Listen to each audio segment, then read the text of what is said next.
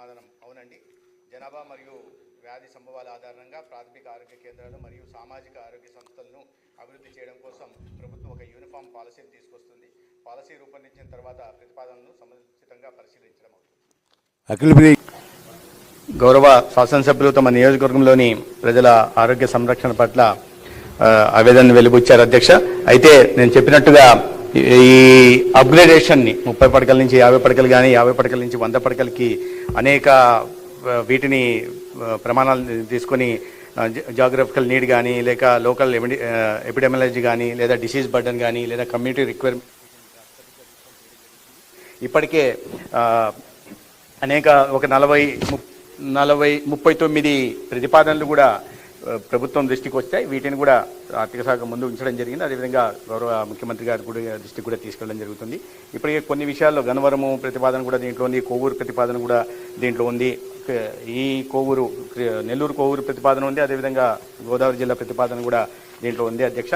అదేవిధంగా ట్రామా సెంటర్ల గురించి అడిగారు. కేంద్ర ప్రభుత్వం ఇటీవల బడ్జెట్లో ప్రతి 100 కిలోమీటర్లకి ఒక ట్రామా సెంటర్ను నిర్మించాలని ఒక ప్రతిపాదన చేసింది అధ్యక్ష. దాని కారణంగా 0 అవర్లో ఎవరు కూడా ప్రాణాలు కోల్పోవడం, ఇప్పటికే STEMI segment elevated myocardial infarction కార్యక్రమం ద్వారా 0 అవర్లో ప్రాణాలను కాపాడే ప్రయత్నం చేస్తున్నాం. అదేవిధంగా ట్రామా సెంటర్లు కూడా కేంద్రం నుంచి కూడా సహకారం అందిస్తుంది కాబట్టి ఖచ్చితంగా గౌరవ శాసనసభ్యుల కోరిక మేరకు ఆ ఆసుపత్రుల్లో ట్రామా సెంటర్లు నిర్మాణం ప్రయత్నం చేస్తాం అధ్యక్ష. ఇవాళ మీరు చూస్తే గత 2014-19 కూటమి ప్రభుత్వంలో 81 ఆసుపత్రులను అధ్యక్ష పిహెచ్సీలు కానీ లేదా 30 బెడ్ సిఎస్సీలు 50 బెడ్ సిఎస్సీలు కానీ అప్గ్రేడ్ చేయడం జరిగింది అధ్యక్ష. అయితే తర్వాత అది 2016-19 మధ్య జరిగితే తర్వాత వచ్చిన ప్రభుత్వం వీటిని ఎక్కడ కూడా సివిల్ పనులు కాలేదు. ఉదాహరణకు చెప్పాలంటే భూమా అఖిలప్రియ రెడ్డి గారు మంత్రిగా ఉన్నప్పుడు ఆలగడ్డకి 30 పడకల నుంచి 50 పడకలకి అప్గ్రేడ్ చేయించారు వాళ్ళు. తర్వాత 5 సంవత్సరాల్లో అక్కడ పని జరగలేదు. మళ్ళీ మన కుటుంబ ప్రభుత్వం వచ్చిన తర్వాతే అది పూర్తి చేసి ఇటీవలే ఆ ఆసుపత్రిని కూడా ప్రారంభించుకోవడం జరిగింది అధ్యక్ష.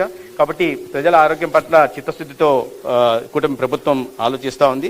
వీటిని ఖచ్చితంగా ముఖ్యమంత్రి గారి దృష్టికి తీసుకెళ్ళి దీనికి ఒక పాలసీ చేస్తున్నాం అధ్యక్ష. ఆ పాలసీలో ఏ అనుగుణంగా ఏవేవి ఉంటున్నాయో చూసి ఈ మిగతా విషయాలు ఏవైతే ఉన్నాయో తీసుకోవాల్సిన వాటిని పరిగణలోకి తీసుకొని చేసే ప్రయత్నం చేస్తాం.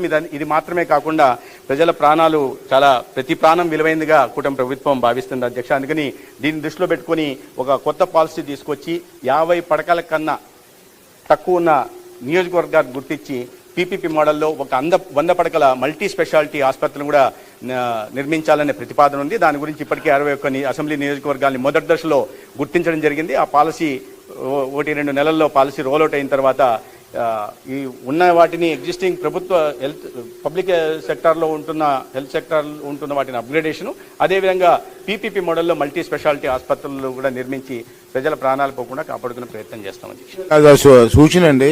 మినిస్టర్ గారు, నేషనల్ హైవేస్ ఉన్నాయి కదా సార్, వాటిలో అక్కడ ఎక్కువ యాక్సిడెంట్లు అవుతున్నాయండి. మేము జర్నీ చేసి చూస్తుంటాం. అక్కడున్న హాస్పిటల్ నేషనల్ హైవే పక్కన హాస్పిటల్ కొంచెం అప్గ్రేడ్ చేయడానికి ట్రై చేయాలి అధ్యక్ష. ఈ విషయంలో చిన్న సబ్మిషన్ ఉంది అధ్యక్ష. క్రిటికల్ కేర్ బ్లాక్స్ అని చెప్పి మనం ప్రతి జిల్లాకు కూడా మంజూరు చేయడం జరిగింది అధ్యక్ష. 24 జిల్లాలకు చేయడం జరిగింది.